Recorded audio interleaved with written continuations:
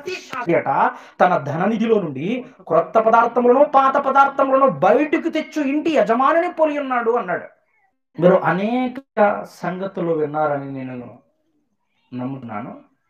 పరలోక రాజ్యం అనగానే మనకి ఏం గుర్తొస్తుంది? ఏమర్థం చేసుకుంటాం ఆ వాక్యం వెనకాల భావాన్ని?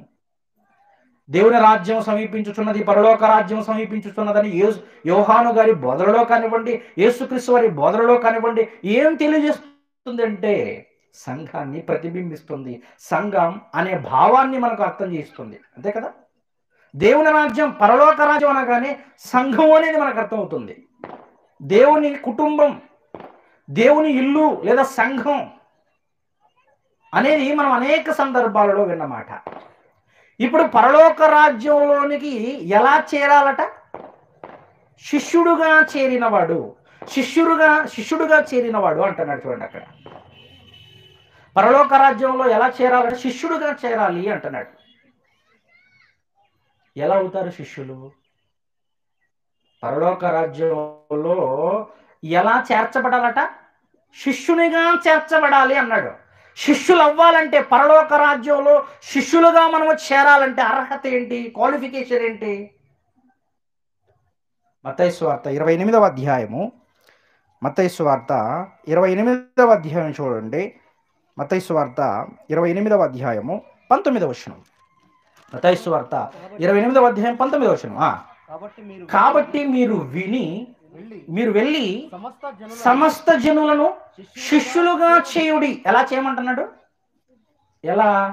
సమస్త జనాలను శిష్యులుగా చేయాలి అంటున్నాడు. ఎలా? మీరు తండ్రి యొక్కయు కుమారుని యొక్కయు పరిశుద్ధాత్మ నామములోనికి బాప్తిస్మం ఇవ్వండి. అంటే బాప్తిజం తీసుకొని లేదా బ్యాప్టిజం తీసుకొని సంఘంలోనికి చేర్చబడేవారన్నమాట. తమ పాపాలను ఒప్పుకొని క్రీస్తుని స్వరక్షకునిగా అంగీకరించి సంఘంలోకి చేర్చబడుతున్నటువంటి ప్రతి వ్యక్తి లేదా ప్రతి విశ్వాసి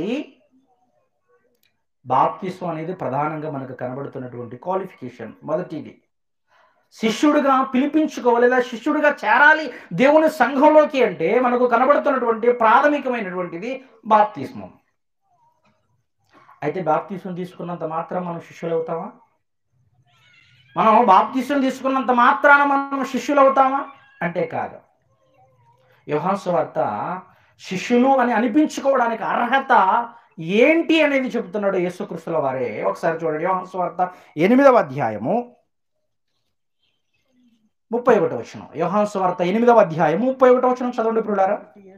కాబట్టి యేసు తను నమ్మిన యూదులతో మీరు నా వాక్యమందు నిలిచిన వారైతే అన్నాడు. చూడండి, వాక్యంలో నిలిచిన వారు సంఘంలోకి చేర్చబడ్డావు బాప్తిస్మం అనే కార్యక్రమం ద్వారా.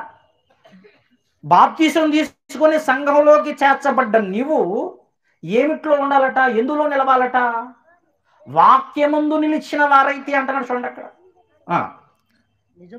నిజముగా మీరు నాకు శిష్యులై ఉండి ఆ సత్యమును గ్రహించెదరు అన్నాడు. చూడండి, నిజంగా మీరు శిష్యులు అని పిలువబడాలంటే, నాకు శిష్యులుగా మీరు పిలువబడాలంటే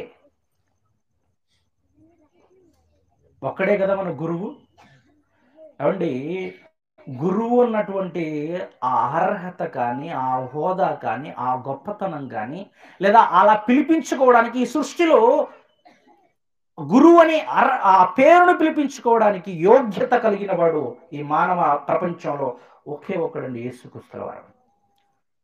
మన దేశ 2వ ఉపరాష్ట్రపతి డాక్టర్ సర్వేపల్లి రాధాకృష్ణ దగ్గరికి తన శిష్యుడు సుధాకరన్ పిల్లై వచ్చి అడిగాడట, అయ్యా లోకంలో ఎవరైనా గురువు, ఉత్తమ గురువు ఎవరైనా ఉంటే నాకు పరిచయం చేస్తారా అని సర్వేపల్లి రాధాకృష్ణని అడిగినప్పుడు ఆయన అన్నాడట, ఆయన ఒక 2 నిమిషాలు ఆలోచించి ఒక లోపలికి వెళ్ళి ఒక పుస్తకం తీసి చేతిలో పెట్టాడట సుధాకరన్ పిల్లైకి, తన శిష్యుడికి.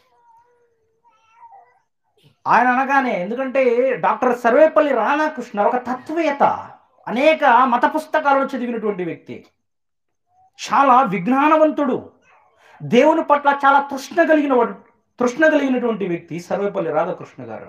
అందుకే ఆయన్ని సెప్టెంబర్ 5వ తారీఖు ఆయనకు గౌరవం ఇస్తూ కార్యక్రమాన్ని మన దేశమంతటా జరుపుకుంటాం కదా. గురు పూజ దినోత్సవంగా, ఉపాధ్యాయ దినోత్సవంగా కదా, రకరకాల కార్యక్రమాలలో గురువు అనే అర్హత ఈరోజు దేశంలో మనం ఆయనే చూపిస్తాం. నిజమే. కానీ ఆయన అన్నాడు, అసలైనటువంటి గురువు నేను కాదు. అసలు గురువు అన్న అర్హత లేదా గురువు అని పిలిపించుకోవడానికి యోగ్యమైన వాడు ఈ సృష్టిలో ఎవరైనా ఉన్నారు అంటే ఆయన ఎవరూ కాదు, నజరేయుడైన క్రీస్తు అని అన్నారు.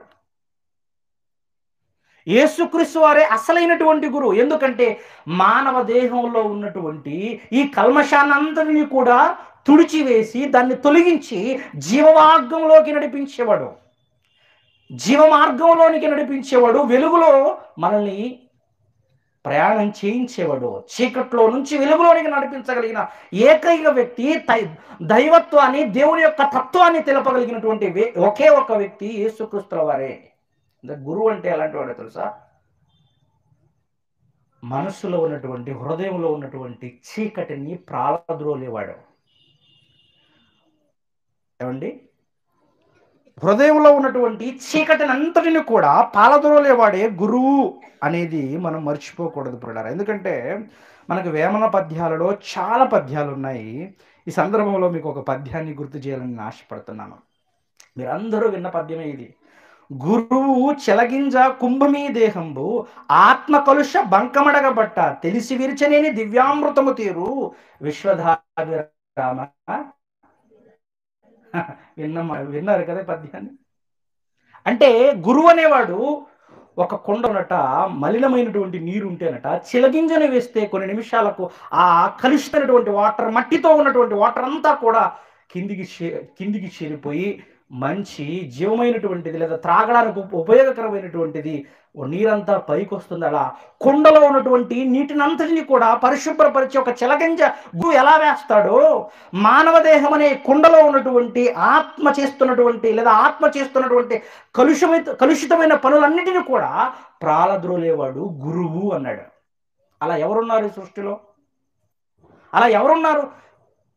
మనిషి యొక్క హృదయంలో ఉన్నటువంటి ఆ కల్మషం అంతటిని కూడా తుడిచివేసేవాడు, మనిషి యొక్క హృదయంలో పేరుకుపోయిన పాపానంతటిని కూడా పరిశుభ్రపరిచేవాడు ఎవరున్నారు అంటే ఆయన ఎవరో కాదు, ప్రభుల వారు, యేసుక్రీస్తుల వారు అని.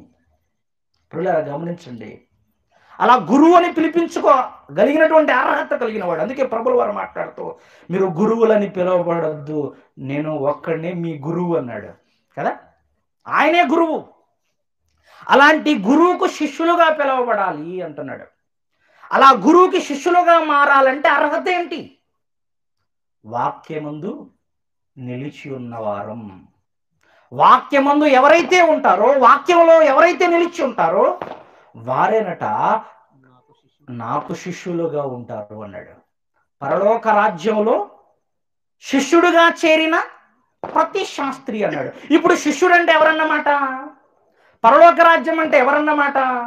సంఘం అని ఆ పరలోక రాజ్యంలోకి శిష్యుడిగా బాప్తిసం అనే కార్యక్రమం ద్వారా శిష్యుడిగా చేరిన తర్వాత వాక్యమందు నిలిచిన్నవాడే శిష్యుడు అంటున్నాడు. అలా శిష్యుడిగా చేరినటువంటి ఎవరట?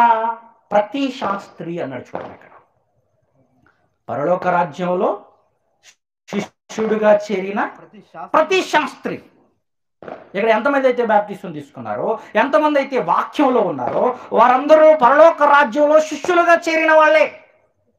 అయితే ఆ శిష్యుడిని ఏమని పోలుస్తున్నాడు అక్కడ? ప్రతి శాస్త్రి. పరలోక రాజ్యంలో శిష్యుడుగా చేరిన ప్రతి శాస్త్రి అన్నాడు. చూడండి అక్కడ ఎవరట? శాస్త్రి అట. మనకి కొత్త నిబంధన కాలంలో చాలా మంది శాస్త్రులు, పరిచయులు కనబడుతుంటారు, చూశారు కదా. శాస్త్రులు, పరిచయులు, ఇలా మనకి శాస్త్రులు అన్న పదం కనబడుతుంటుంది కొత్త నిబంధన కాలంలో ఎక్కువగా సువార్తలలో కదా. ఎవరట శాస్త్రులు అంటే? ఎవరు? శాస్త్రి అన్న పదప్రయోగం ఎందుకు వాడారు బైబిల్లో? మనకి పాత నిబంధనలో కూడా ఒక బ్రహ్మాండమైన శాస్త్రి ఉన్నాడు, ఎజ్రా గారు కదా. ఒకసారి చూడండి ఎజ్రా గ్రంథం ఒకసారి చూడండి ప్రియులారా. ఎజ్రా గ్రంథం ఏమండి 7వ అధ్యాయం 6వ వచనం. 7వ అధ్యాయము పాత నిబంధన కాలం నుంచే మనకు శాస్త్రులు కనబడుతున్నారు. చూడండి 7వ అధ్యాయం 6వ వచనం, ఎజ్రా గ్రంథం 7వ అధ్యాయము 6వ వచనం చదవండి పిల్లరా. ఈ ఎజ్రా ఇశ్రాయేలుల దేవుడైన యెహోవా అనుగ్రహించు మోషే యొక్క ధర్మశాస్త్రమందు ప్రావీణ్యత గల శాస్త్రి అన్నాడు. చూడండి, ఎవరట? ఎజ్రా గారు ఎవరట? ధర్మశాస్త్రమునందు ప్రావీణ్యత కలిగినటువంటి శాస్త్రి. శాస్త్రి అంటే ధర్మశాస్త్రాన్ని ఉపదేశించేవాడు, ధర్మోపదేశాన్ని చేసేవాడు. ధర్మశాస్త్రాన్ని, మోషే ఇచ్చిన ధర్మశాస్త్రాన్ని జనాలకు ఉపదేశించే వాళ్ళని శాస్త్రులు అన్నారు. ఇప్పుడు మీకు అర్థమవుతుంది తెలుసా శాస్త్రి పని ఏమన్నమాట? పాత నిబంధన ప్రకారం, కొత్త నిబంధన ప్రకారం శాస్త్రి అని పిలువబడినటువంటి శాస్త్రులు ఎవరైతే ఉన్నారో, ఎజ్రా గారు కానివ్వండి, కొత్త నిబంధనలో ఉన్నటువంటి శాస్త్రులు కానివ్వండి, వాళ్ళు ఏం చేశారంటే ధర్మశాస్త్రాన్ని ఉపదేశించారు. శాస్త్రి అనగానే ఇప్పుడు మీకు ఏం గుర్తు రావాలి? ధర్మశాస్త్రాన్ని ఉపదేశించేవారు, తెలియజేసేవారు అని. అందుకే ధర్మశాస్త్రోపదేశకులు అన్న పదప్రయోగాలు మీరు వింటారు, చదివారు. పరలోక రాజ్యంలో శిష్యుడిగా చేరిన ప్రతి శాస్త్రి కదా. ఇప్పుడు శాస్త్రి అంటే ఎవరన్నమాట? ఆ శాస్త్రి అంటే ధర్మశాస్త్రాన్ని ఉపదేశించేవాడు. పరలోక రాజ్యంలోకి శిష్యుడిగా చేరినవాడు అంటే మనకు అర్థమైంది. ఇప్పుడు శాస్త్రి అనగా మనకి ఏమర్థమవుతుంది? ధర్మశాస్త్రాన్ని ఉపదేశించేవాడు కదా.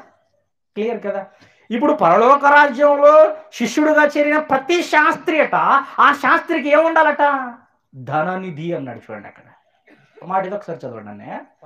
పరలోక రాజ్యంలో శిష్యుడిగా చేరిన ప్రతి శాస్త్రియు తన ధననిధిలో నుండి అంటాడు. చూడండి అక్కడ ధననిధి అంటే మనకి పాత నిబంధన కాలంలోను కొత్త నిబంధన కాలంలోను ధనాగారం అనే పదం మీరు ఉంటారు. బొక్కసం, ధనాగారం, బొక్కసం, ఖజానాదారుడు అని. రాజులకు ధననిధులు ఉండేవి. డబ్బును నిల్వ ఉంచుకోవడానికి ఏర్పాటు చేయబడ్డటువంటి గదులు కావచ్చు, లేదా హుండీల రూపంలో ఉన్నటువంటి పాత్రలు కావచ్చు. ఇలా పాత నిబంధన కాలంలో నుంచి కూడా ధననిధిని అంటే డబ్బును ఉంచుకోవడానికి ఉన్నటువంటి గదులు. మీకు ఏమంటే యెరూషలేము దేవాలయంలో చాలా విస్తారమైనటువంటి డబ్బుని కానివ్వండి, వెండిని కానివ్వండి, బంగారాన్ని కానివ్వండి నిల్వ చేసుకోవడానికి ప్రత్యేక గదులు ఉండేవి. పారసీకుల కాలంలోనైతే పారసీక రాజు కాలంలో కూడా ఖజానాదారుడుగా ధనాన్ని భద్రం చేసుకుంటూ, ధనాన్ని వాళ్ళ ఆస్థానంలో ఉంచుకుంటూ తన ధనాగారం అంతటి మీద ఒక యజమానిని నియమించేవాళ్ళు. ఎజ్రా గ్రంథం 1వ అధ్యాయం మీరు ఈ సందర్భంలో చూడగలిగితే ప్రియులారా, ఎజ్రా గ్రంథం 1వ అధ్యాయం తీయండి. ఎజ్రా గ్రంథం 1వ అధ్యాయం 7వ వచనం. మరియు నెబుకద్నెజరు యెరూషలేము నుండి తీసుకొని వచ్చి తన దేవతల యొక్క గుడియందుంచిన యెహోవా మందిరపు ఉపకరణములను రాజైన కోరేషు బయటకు తెప్పించును. ఎందుకంటే నెబుకద్నెజరు యెరూషలేము మీద దాడి చేసి యెరూషలేము దేవాలయంలో ఉన్నటువంటి ఉపకరణాలన్నింటినీ కూడా ఏమండి మరి ఆ దేవాలయంలో ఉన్న డబ్బంతటిని కూడా తీసుకొచ్చాడు, ఉపకరణాలన్నింటినీ కూడా తీసుకొచ్చాడు, వెండి బంగారాలను తీసుకొచ్చాడు. పారసీక రాజు ఆ ధనాన్ని తిరిగి రిటర్న్ ఇవ్వడానికి సిద్ధపడుతున్నాడు. అదొక్కటే కాదు, ఆ దేశంలో ఉన్నటువంటి లేదా తన ఆస్థానంలో ఉన్నటువంటి లేదా ఇతర ప్రాంతాల్లో ఉన్నటువంటి రాజులందరికీ కూడా, ఖజానాదారులందరికీ కూడా ఒక శాసనాన్ని జారీ చేస్తారు. చూడండి అదే అధ్యాయం ఏమండి ఎజ్రా గ్రంథం అదే అధ్యాయం క్షమించండి అదే పుస్తకం 7వ అధ్యాయం 21వ వచనం చదవండి. 7వ అధ్యాయం 21వ వచనం.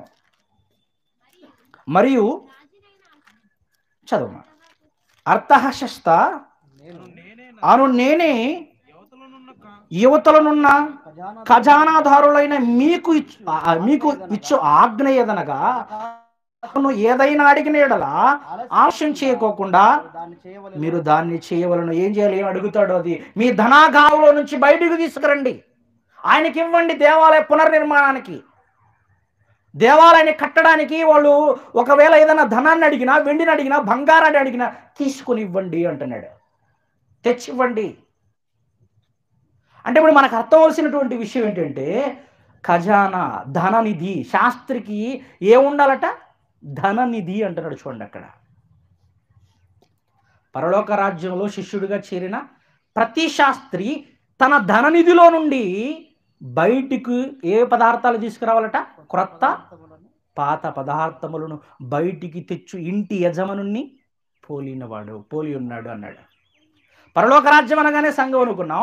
ఆ పరలోక రాజ్యంలో శిష్యుడిగా చేరిన వాడు, బాప్తిసం తీసుకొని వాక్యమందు నిలిచిన వాడు, ఆ వాక్యమందు నిలిచిన వాడు శాస్త్రిగా తన పనేంటి? ఆ ధర్మశాస్త్రాన్ని ఉపదేశించడం. 66 పుస్తకాలని, దేవుని యొక్క న్యాయాన్ని, దేవుని యొక్క ధర్మశాస్త్రాన్ని ప్రజలకు ఉపదేశించడం కదా.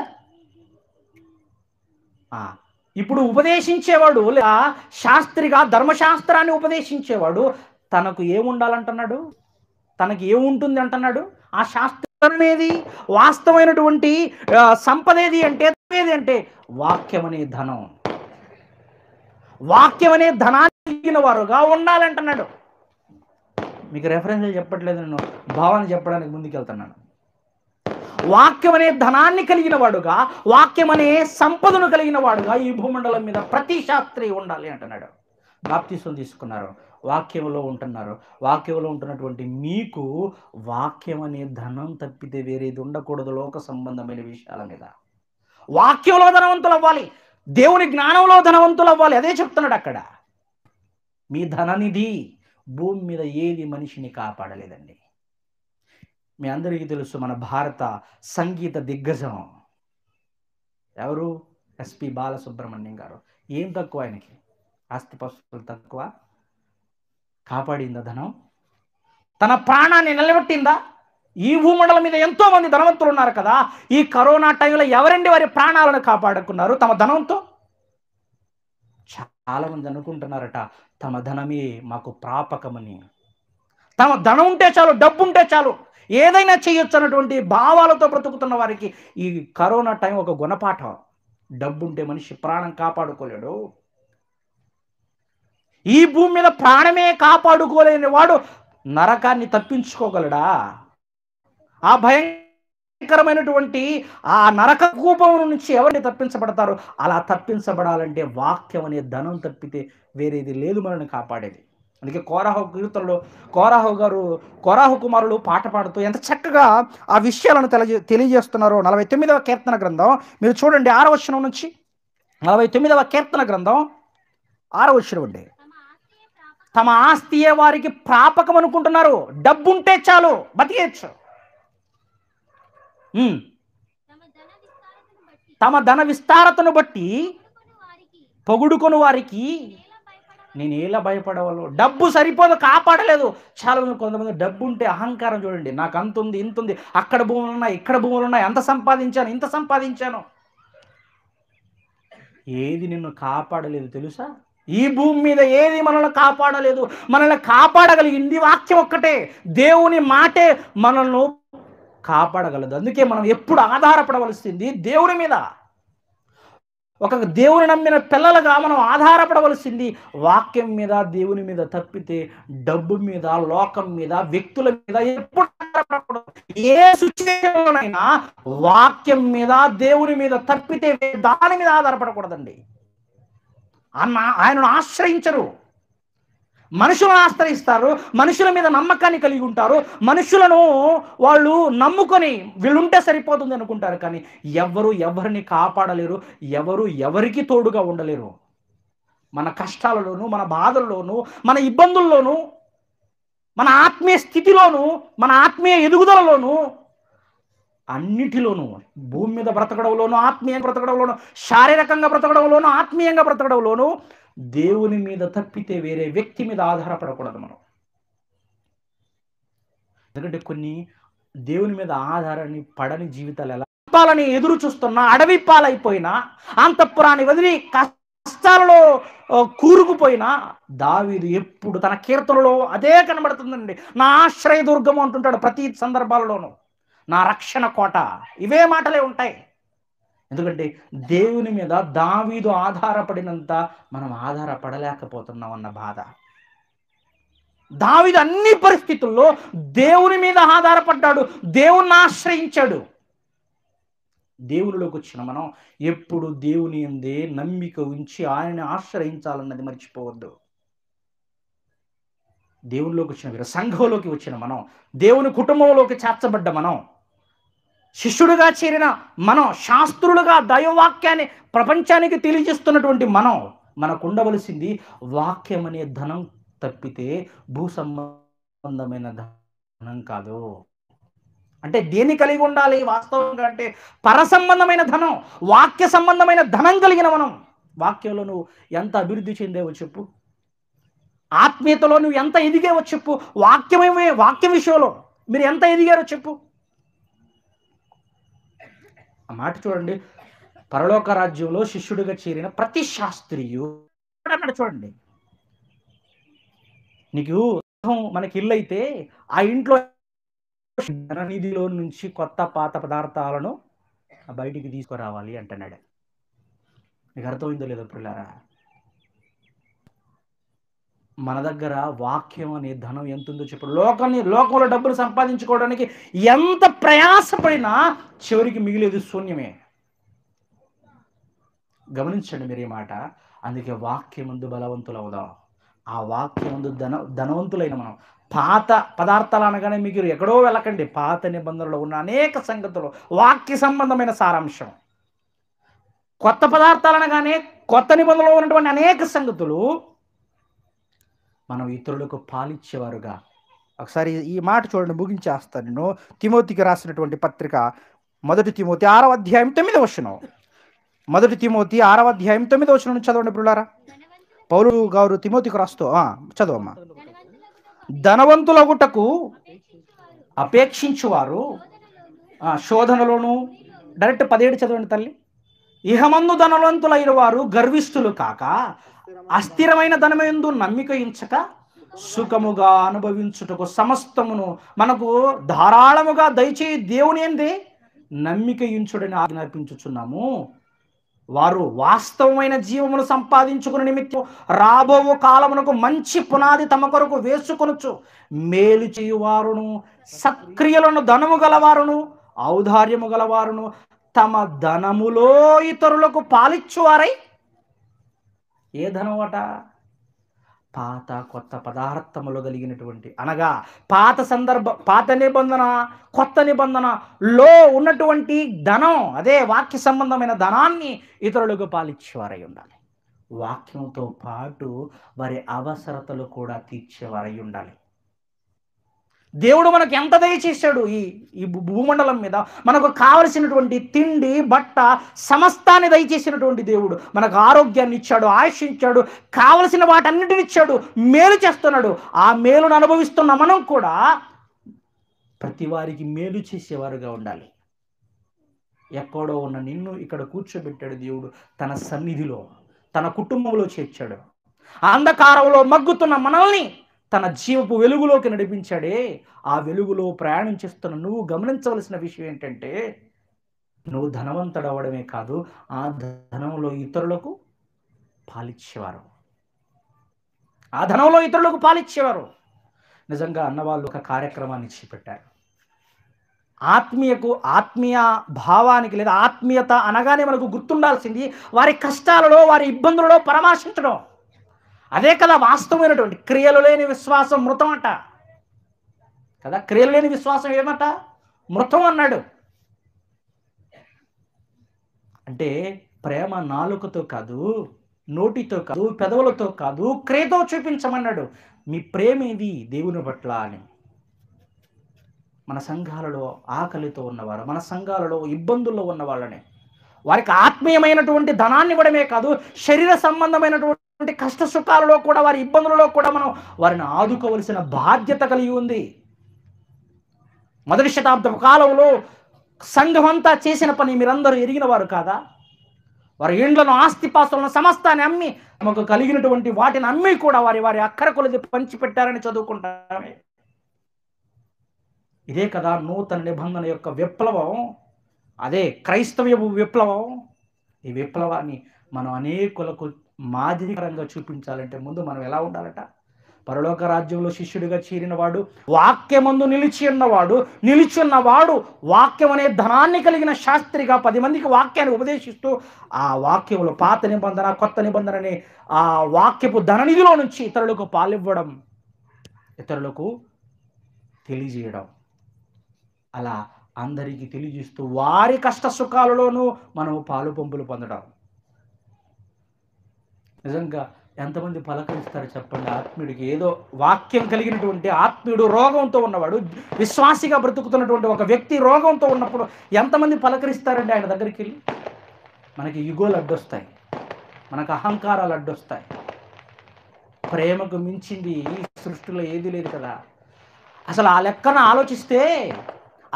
ఆలోచిస్తే దేవుడు ఎంత గొప్పవాడండి. ఆయన కుమారులుగా పిలవడాలంటే మనం ఎంత గొప్పవాడో తెలుసా? ఎన్ని పాపాలు చేసిన ఆయన వాత్సల్యం, ఆయన కృప మనల్ని ఏం చేసింది? పవిత్రులుగా మార్చింది. నీ వల్ల అవ్వదు, నేనేదో గొప్ప పనులు చేస్తున్నాను, నేనేనో నీతి క్రియలు చేస్తున్నాను, నువ్వు పొంగిపోకు. నీ నీతి క్రియల వల్ల నువ్వు నీతిమంతుడు కాలే. విశ్వాసం వల్లనే, దేవుని దయాదాక్షిణ్యాల వల్లనే ఈరోజు నువ్వు పవిత్రుడుగా దేవుని సంఘంలోనికి చేర్చబడ్డావు. అది ఆయన కృప కలిగిన వాత్సల్యమే. ఆ వాత్సల్యం, ఆ దయా పొందుకున్న నీవు, అంతటి ప్రేమ చూపినటువంటి దేవుణ్ణి కలిగిన నీవు, నేను కనికరం కలిగిన వాడిని కనుక మీరు కనికరం కలిగిన వారుగా ఉండాలన్నాడు. నేను పరిశుద్ధుని కనుక మీరు పరిశుద్ధుడిగా ఉండాలనుకున్నాడు. నేను కృప కలిగిన వాడిని కనుక తన పిల్లలు కూడా కృప చూపేవారై ఉన్నారు. తమ పక్క వారి పట్ల, విశ్వాసుల పట్ల, సంఘంలో ఉన్న వారి పట్ల. అలాంటి సంఘం, అలాంటి ఏమండి ఇవి క్రైస్తవం, నూతన నిబంధన కలిగిన క్రైస్తవం. ఈ సమాజంలో చైతన్యాన్ని తీసుకురావాలి.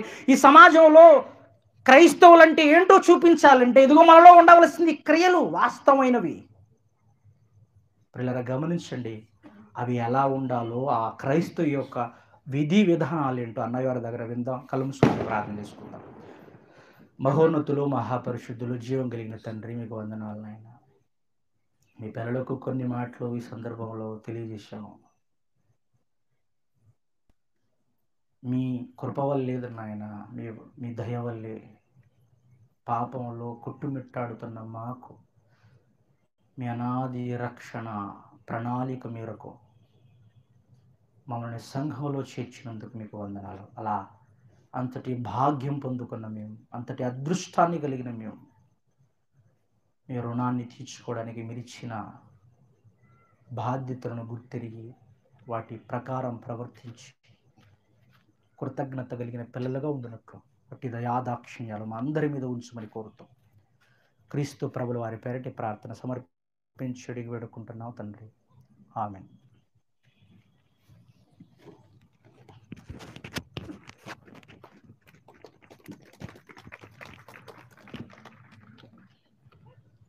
ప్రభువును దేవుని వారులారా, నూతన నిబంధన క్రైస్తవం అనే ఈ ఒకరోజు సభలో మంచి సందేశాలను, మనకు వాస్తవాలతో కూడిన లేఖన సారాంశాన్ని మనకు అందించిన సహోదరుడు బ్రదర్ అంజిబాబు గారికి దయచేసి ఒకసారి చప్పట్లతో మరొకసారి అభినందనలు తెలియజేయవలసిందిగా మేము కోరుకుంటున్నాం. ఈ సమయంలో చిన్న ప్రార్థన చేసుకుని మరలా రెండవ ప్రసంగంలోనికి వెళ్దాం. మన మధ్యలో ఉన్న సహోదరులు ఉరుకుంట ప్రార్థన వచ్చిన రవీంద్ర గారు ప్రార్థన చేసి రెండవ కార్యక్రమానికి ప్రార్థన చేసి ప్రారంభించవలసిందిగా కోరుకుంటున్నాం.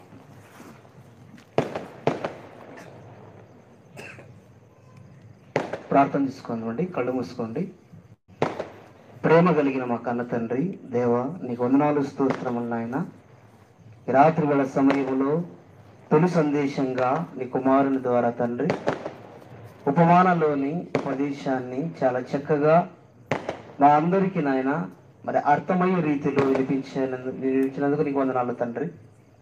ఇదిగో నాయన మరి బైబిల్ చేత పట్టుకున్న మేము, బాప్తిస్మం తీసుకున్న మేము తండ్రి, మరి నీ యొక్క మాటలు విని నీ యొక్క వాక్యానుసారంగా బ్రతుకుతూ నీకు శిష్యులుగా పిలువబడుతున్నటువంటి, నీకు కుమారులుగా క్రీస్తుకు శిష్యులుగా పిలువబడుతున్నటువంటి మేము తండ్రి, వాక్యం అనే ధనాన్ని సంపాదించుకొని దేవా ఈ ధననిధిలో నుంచి నాయన అనేకుల ఆత్మలు రక్షించే మంచి మాటల ద్వారా చెప్పి అనేకులను ఈ యొక్క పరలోక రాజ్యం అనే సంఘములోనికి తండ్రి చేర్చి నాయన మరి అగ్నిలో నుంచి కొందరినైనా రక్షించి కాపాడండి అన్నట్టుగా నాయన కొందరినైనా మా జీవిత కాలంలో మేము వాక్యంను పాటిస్తూ కొందరినైనా రక్షించే భాగ్యాన్ని దయచేయండి. ఈ లోకాన్ని వెంబడిస్తూ లోకములో ఉండే ధనాన్ని సంపాదించాలని ఎందరో తండ్రి, ఒక ఆకాను లాంటి వాళ్ళు, గెహజీ లాంటి వాళ్ళు ఎందరో ఉన్నా వారు ఏమైపోయారో, వారి భవిష్యత్తులు ఏమైపోయాయో తండ్రి బైబిల్ ద్వారా మాకు సెలవిచ్చావు తండ్రి. ఈ లోకంలో ఉన్న ధనం శాశ్వతం కాదు, ఈ భూమి మీద మమ్మల్ని నిలబెట్టలేదని, ఇదిగో నాయన మరి వాక్యం అనే ధనాన్ని మేము సంపాదించుకుని బ్రతకాలని నీ కుమారుడు చాలా చక్కగా చెప్పాడు నాయన. విత్తబడిన లేఖనములు, ఆ వాక్య భాగాలు మా హృదయం అనే పలకల మీద వ్రాసుకొని మా జీవితంలో పాటించే పిల్లలుగా ఉంటకు సహాయం చేయండి. ఇదిగో నాయన మరి రెండవ భాగంగా నీ కుమారుడు మా ఆత్మీయులు మరలా తండ్రి ఒక సందేశాన్ని చెప్పుచుండగా పరిశుద్ధాత్మ సహాయం ద్వారా మాకు కావలసినటువంటి మాటలను అందించి నీకు మహిమ తెచ్చుకోమని కోరుకుంటూ ఈ ప్రార్థన యేసుక్రీస్తు పేరిట అడిగి వేడుకొనుచున్నాము తండ్రి, ఆమేన్. ప్రార్థించిన సహోదరులకి కార్యక్రమం తరపున వందనాలు చెల్లించుకుంటున్నాం. ఏమాత్రం ఆలస్యం చేయకుండా మన మధ్యలో ఉన్న the college of Bible technology Kosigi principal Ramachandra sir గారు దేవుని యొక్క సందేశాన్ని, ఈ పాఠంలో ముఖ్య సందేశాన్ని అందించవలసిందిగా ప్రేమపూర్వకంగా సమయం ఇస్తున్నామండి. ఒకసారి చెప్పట్లుగా నేను తెలియజేసి ఈ కార్యక్రమాన్ని ప్రారంభించవలసిందిగా కోరుకుంటున్నాం.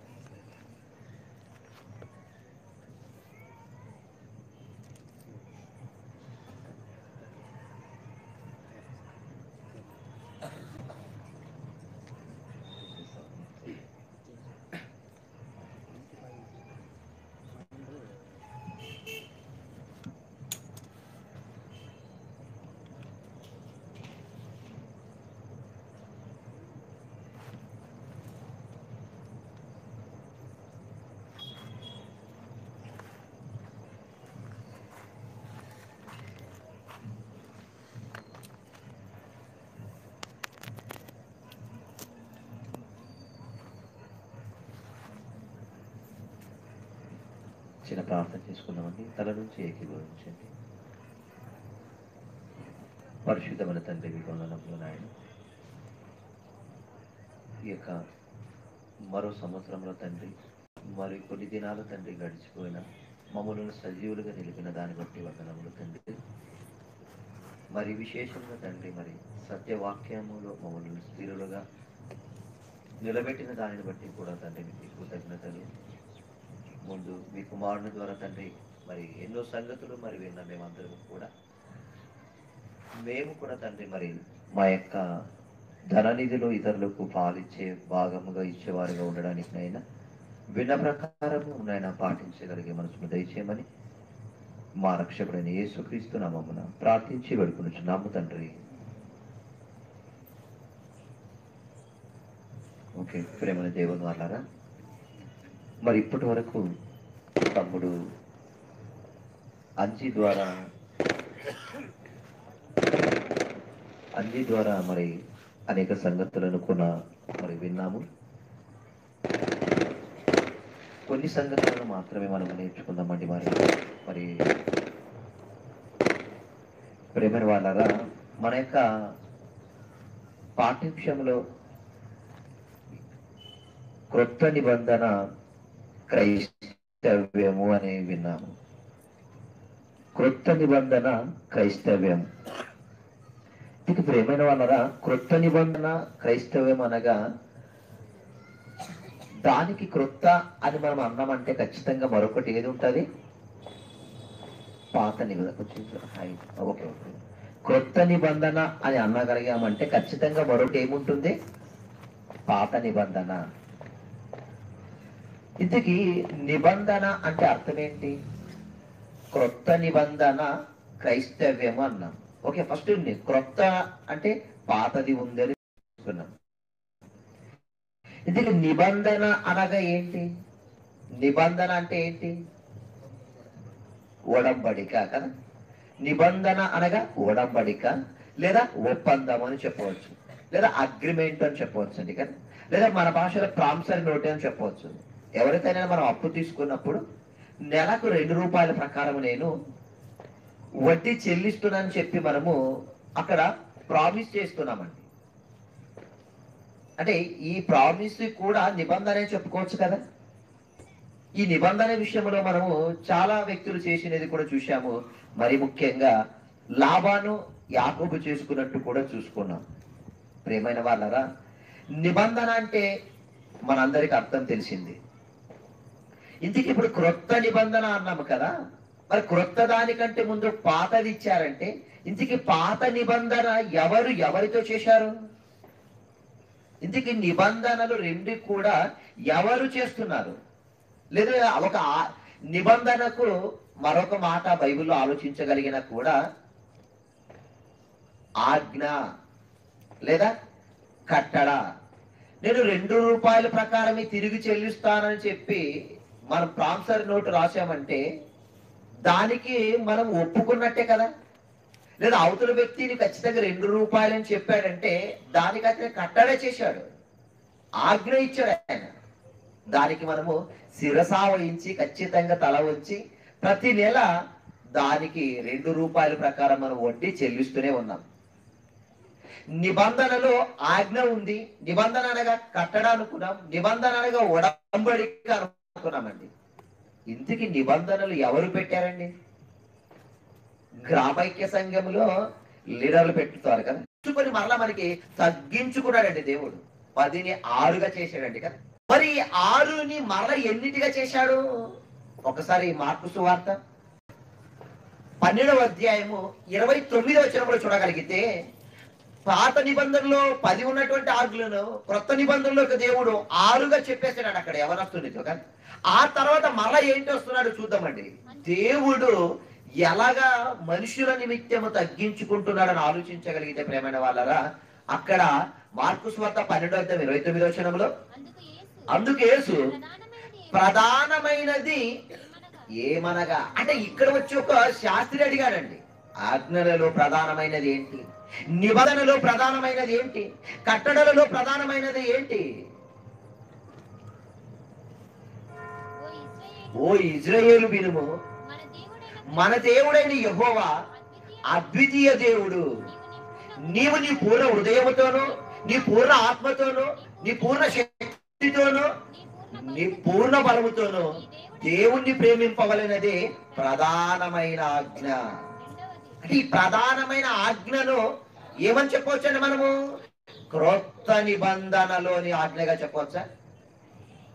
ఇప్పుడు క్రొత్త నిబంధన క్రైస్తవులు అంటున్నామండి. ఇప్పుడు ఏమంటాము? క్రొత్త మన పాఠం ఏంటి, మన అంశం ఏంటి? క్రొత్త నిబంధన క్రైస్తవ్యము అన్నమాట. అంటే క్రైస్తవ్యములో పాత నిబంధన పాటించే క్రైస్తవులు ఉన్నారా? ఉన్నారండి ప్రేమైన వాళ్ళ. పాత నిబంధన